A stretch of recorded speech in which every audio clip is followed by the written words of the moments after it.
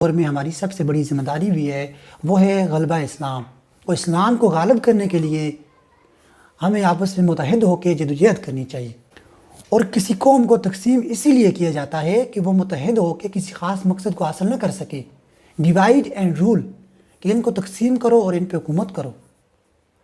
آج دیکھیں وہ والا فرمولہ ہم نے بالکل اپنے اوپر اپلائی کر لیا ہے کہ ہم تقسیم ہو گئے، بٹ گئے ہیں، اور کفر کو اجازت دے دی ہے کہ ہمارے اوپر حکومت کرے، اور اسلام کو مغلوب کر دیا ہے۔ اور آج ہمارے اندر اس چیز کا جذبہ ہی نہیں ہے کہ ہم نے اسلام کو غالب کرنا ہے۔ اور جس بات نے مجھے اندر سے جوڑا، میری غیرت کو جگایا، وہ بات یہ تھی کہ اللہ تعالیٰ نے قرآن میں فرمایا کہ کنتم خیر امتی، کہ تمہیں بہترین امت بنا کے بھیجا ہے، اور امام الانبیاء، تمام نبیوں کے امام کی امت میں سے بھیجا ہے، اور سب سے بہترین دین اور شریعت کہ جو پچھلی تمام جو دین کو ختم کر کے ہمیں دین اسلام دیا گیا، اور اس کے ساتھ بہترین کتاب قرآن مجید دی گئی، لیکن وہ نظام، وہ دین آج دنیا میں مغلوب ہے اور کفر کا دین غالب ہے۔ اس بات پہ ہماری غیرت نہیں جاگتی، یا اس بات پہ ہم آپس کے اختلاف جو ہے بھول گئے، پلیٹ فارم پہ اکٹھے نہیں ہو سکتے؟ تو جب تک ہم اکٹھے نہیں ہوں گے، آپس کے اختلاف بلا کے ایک جماعت نہیں بنائیں گے، تب تک اسلام غالب نہیں ہوگا۔ اور وہ کیسی جماعت ہوگی، کیسے لوگ ہوں گے جو دین اسلام کو غالب کریں گے؟ کہ ہمارا پہلا نظریہ ہی ٹھیک نہیں ہے، کہ ہم نے دین جو ہے پورا نہیں لیا، دین کو مذہب سمجھ لیا ہے، تو مذہب کیسے غالب ہو سکتا ہے؟ عبادات کرنے سے کیسے اسلام جو ہے وہ غالب ہو سکتا ہے؟ تو سب سے پہلے ہمارا یہ نظریہ ہونا چاہیے کہ اسلام ایک مکمل ضابطہ حیات اور ایک مکمل دین ہے، ایک نظام ہے، اور یہ پورا کا پورا دین جب ہم لیں گے تب ہم اسلام کو غالب کریں گے۔ اللہ تعالیٰ نے قرآن میں فرمایا، یا ایھا الذین آمنوا ادخلوا فی السلم کافہ، اے ایمان والو پورے کے پورے دین میں شامل ہو جاؤ۔ اور اس کے بعد ہمیں پوری کی پوری تعلیم دی جائے گی، کہ ایک طرف دنیاوی تعلیم، سائنس اور ٹیکنالوجی کی، اور ساتھ ساتھ میں قرآن و سنت کی علم بھی، اور ساتھ میں عمل بھی ہوگا، اور اس کے بعد قائدانہ صلاحیتیں ہوں گی، دور اندیشی ہوگی، اور کفر کی، دشمن کی ہر وال کا منہ توڑ جواب دینے والے لوگ ہوں گے، ان کی جماعت بنے گی، وہ لوگ اسلام کو غالب کریں گے۔ اور جو فرقوں سے نکل کے، تقسیم سے اور آپس کے اختلاف سے نکل کے ایک پلیٹ فارم پہ اکٹھے ہوں گے۔ اور آپ دیکھ لیں، ہمارا نظام ایک ہے، اللہ ایک ہے، نبی ایک ہے، قرآن پاک ایک ہے، لیکن ہم نے ان کی جو ہے قرآن کا نظام نافذ نہیں کیا، دین اسلام کو مغلوب کر دیا، خدا کی حاکمیت دنیا میں قائم نہیں ہے، لیکن ہم نیچے والے جو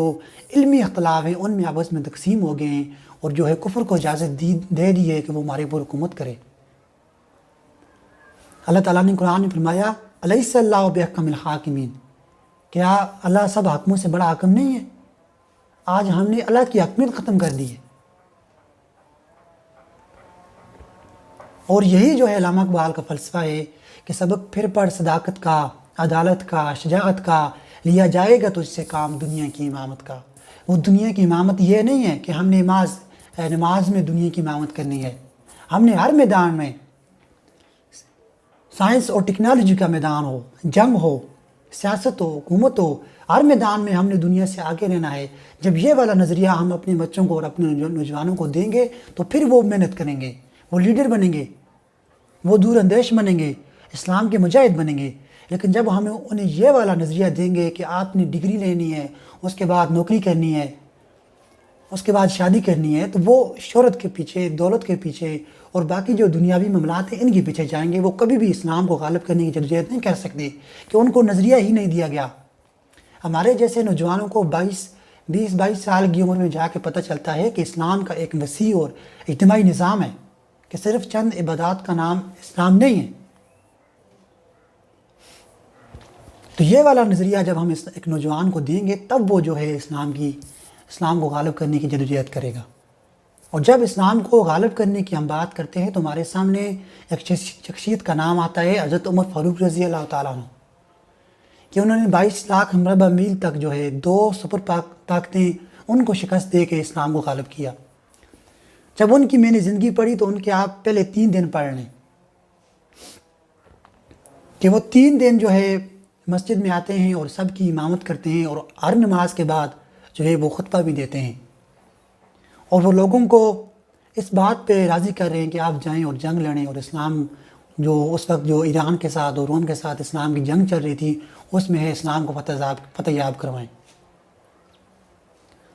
تو نماز تو اس وقت ہو رہی تھی، نماز کے بعد تعلیم بھی ہوتی تھی،